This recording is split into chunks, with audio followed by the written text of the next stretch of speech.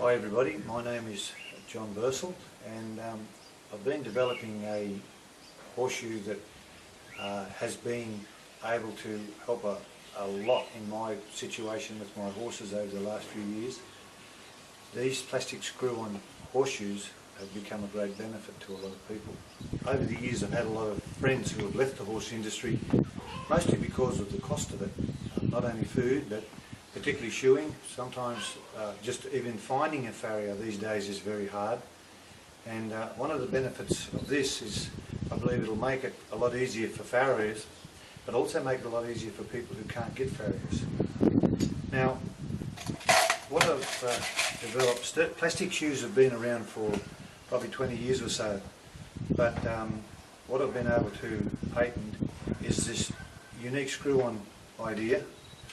The screws are set at a 10 degrees angle, and when all the screws are in place they actually lead to the outside of the hoof and makes it a lot easier to find the right area. There is a certain amount of movement if you need it, but the idea generally is that the screw is pretty well started on the right track.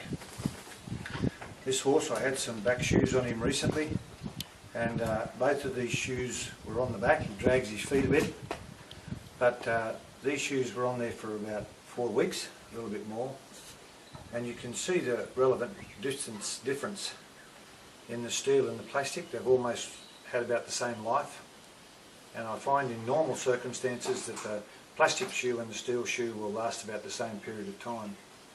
You can see this corresponding wear on the front feet. The plastic wore a little bit on the front, but so did the steel as well.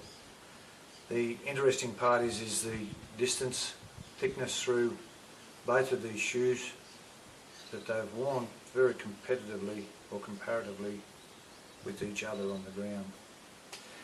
One of the big benefits that I find with the screw-on plastic shoes is you don't have to carry an anvil, you don't need a hammer.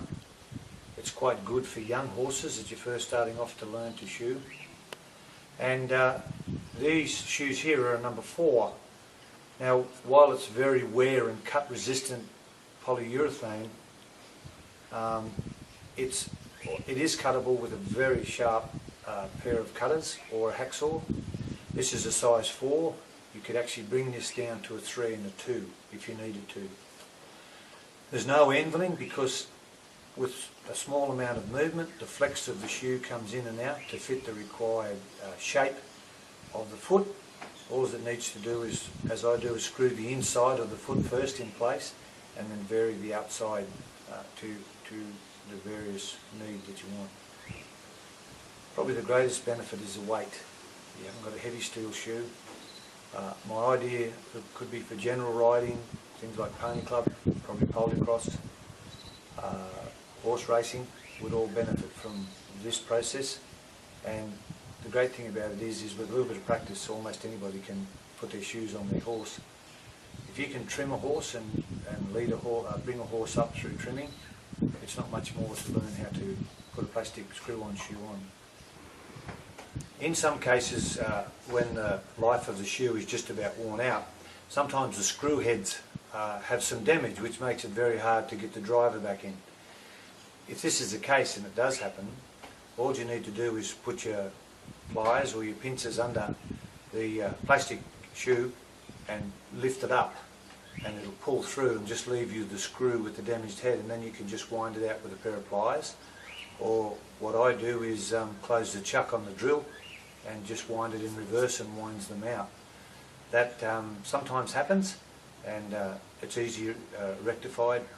Usually you find that the plastic shoe lasts about the life of a steel shoe, depending on the workload. Our company is entitled JC Horseshoes.